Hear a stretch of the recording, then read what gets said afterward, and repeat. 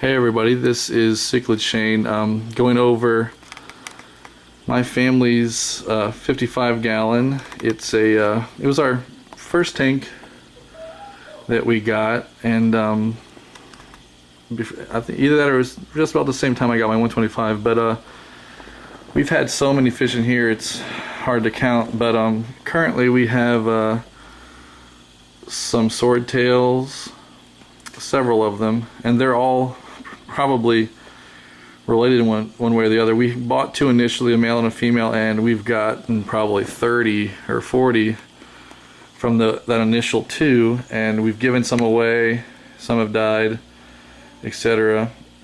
We've got this golden gouarami in here, and he's pretty aggressive. I had another dwarf red gouarami, and he pretty much beat him up to the point that he stressed out and died.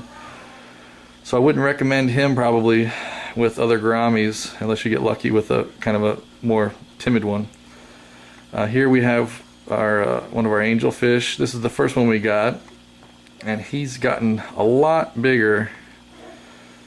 All of the angelfish that I had, we bought, they were all about this guy's size right here, and we bought 4 more or 5 more, so we got like 5 or 6 now, and I'm gonna see if they'll actually breed in the tank and provide some food for some of the other inhabitants that I have.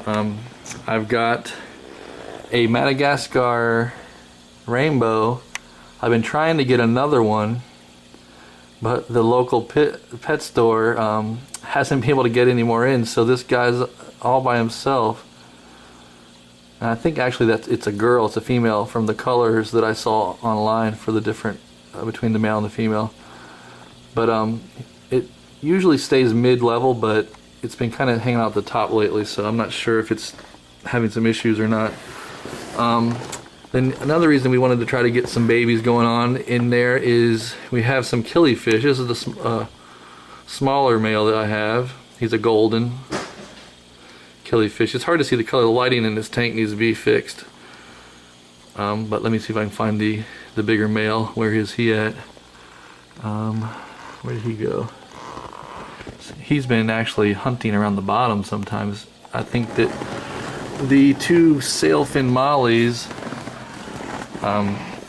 females that I have, they give birth quite a bit. Here's one of the females, and that's another female. They give birth all the time, so he may be hunting for those babies. And here's another gouarami I have. Let me see if I can find another kilifish for you. There he is. He's actually down at the bottom over here searching for babies probably. He's pretty cool looking. If I had the lighting better, you could see the gold and the red on him.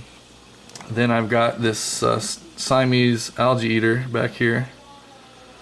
He's a rescue fish from a cichlid tank that I did a trade with. I used to have a big huge 18-inch pleco in here, and he was just harassing all the fish, so I traded him for 12 Kenyi African cichlids, and when I was over there they showed me this algae eater that was getting eaten up by their cichlids, so I rescued him and brought him here, and now he's totally fine. He's got all his fins back and everything.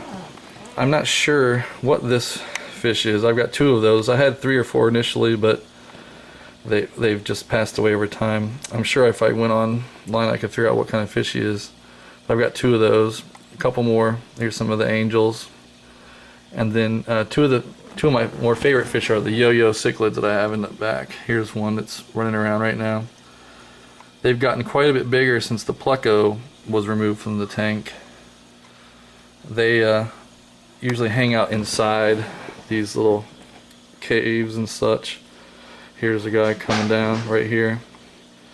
They're really, really cool fish. I like them a lot, and they managed my snail problem I had. I had like 2,000 snails in this tank at one time, and from buying plants from the pet store.